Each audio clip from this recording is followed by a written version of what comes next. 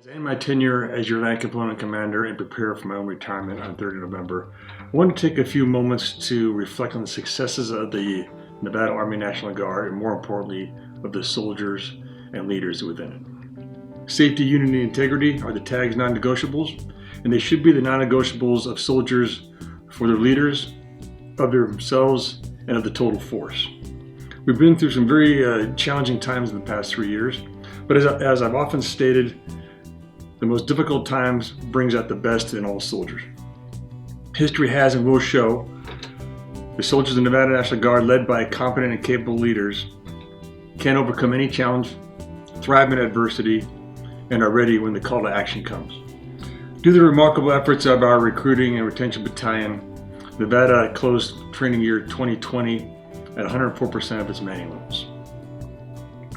This was accomplished by the phenomenal abilities of our recruiters and station commanders across our state, under the innovative leadership of the recruiting and retention battalion staff, and their ability to employ innovative means to bring talent into the total force. Unit leadership from the squad, crew, company, battalion, and brigade levels did a fantastic job in retaining talent.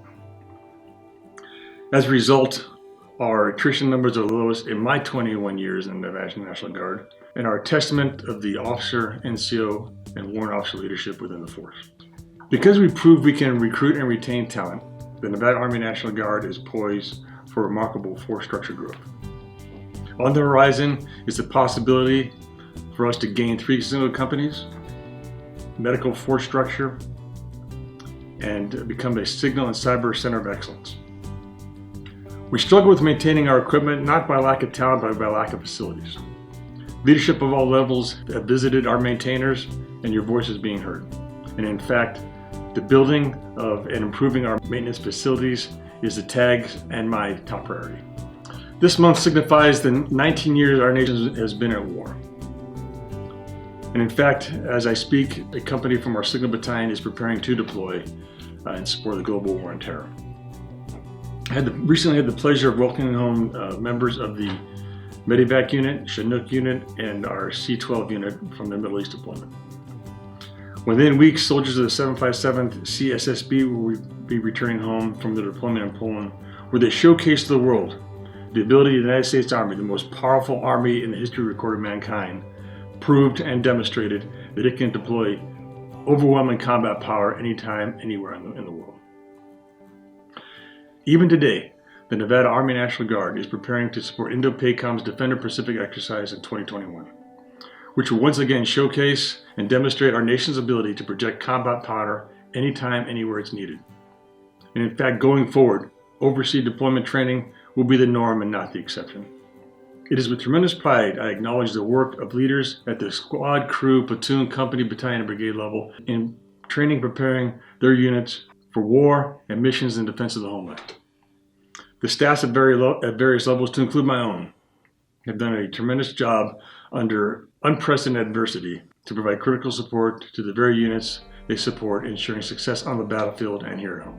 Never once, ladies and gentlemen, we should take tremendous pride in the organization, has the Nevada National Guard not met its obligations to our nation and our state and citizens. This should bring tremendous pride to each and every one of you wearing the uniform. The COVID-19 pandemic was unprecedented in scope and impact to our nation and our great state. With the odds long and the stakes high, it was leadership at all levels who rose to the occasion, prepared their units for employment in a very complex operating environment, and whose soldiers performed remarkably under extremely difficult conditions.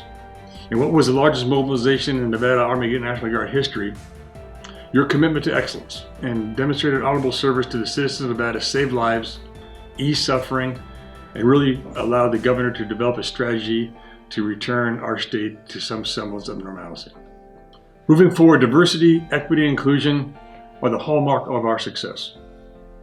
The Nevada National Guard is going through a cultural transformation which will leverage the tremendous talent found within our ranks to make the Nevada Army National Guard a truly great organization. Ladies and gentlemen, I acknowledge the organizational shortcomings of the past in being a truly diverse, equitable, and inclusive organization. As your commanding general, I alone accept responsibility for this. Your Nevada Army Guard should be proud of the positive changes already being realized in making it a sterling example of what a premier, diverse, equitable, and inclusive organization can and will be. Where we pride ourselves in bringing in talent reflective of the communities we serve and draw it from, the commitment of leaders at all levels to develop talent is now bearing fruit. Females and minorities are now reaching some of the highest levels of leadership within the organization. This is a testament not only to their dedication to duty, but a testament to the positive cultural change we are undergoing and the understanding the impact of diversity, inclusion, and equity has on building and maintaining readiness. There is still much to be done, but Major General Berry, Command Sergeant Major Spaulding, your incoming Land Component Commander Colonel Armstrong, and State Command Sergeant Major Basilio, and leaders at all levels are committed to keeping diversity, equity, and inclusion in the forefront of all we do at the tactical, operational, and strategic levels. Our success depends on treating each soldier, civilian, and each other with the respect and dignity each of us who wear the uniform or support those who do are deserving of. Each member must feel appreciated, valued, and their opinions heard. Falling short of this places the organizational goals at risk of never being achieved. Resiliency of the force will ensure its survival. Where I wanted to keep my final message positive, the fact remains we've had soldiers take their own lives. And in fact, the most recent suicide being this past Saturday. I bring this up only to remind us all that the most valuable resource in the organization is the individual soldiers. Leaders at the lowest level can and will have the greatest impact in resiliency, as they could and should have the most intimate knowledge of the soldiers they lead. I challenge each leader to really know their soldiers, know about their families, know about their goals, and know about their struggles. Seeking counseling cannot and should not be a stigma, but a sign of personal courage. This point must be discussed and reinforced at every opportunity. I've said this numerous times and I'll say it now. Years before I became your commanding general, I sought counseling both inside and outside the organization.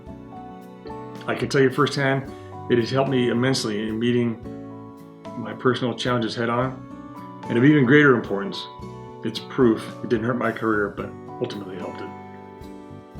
In closing, it's been an honor to serve as your commanding general. I prided myself on being a humble and servant leader to the soldiers I commanded. The success of our soldiers on the battlefield in the defense of our homeland brings me tremendous pride. They're not so much a testament of what I did, but more a testament of what we did for each other. The Army is in the war-fighting, war-winning business. You all should take tremendous pride in being members of the most lethal, capable, ready war-fighting machine on earth. One force, one fight.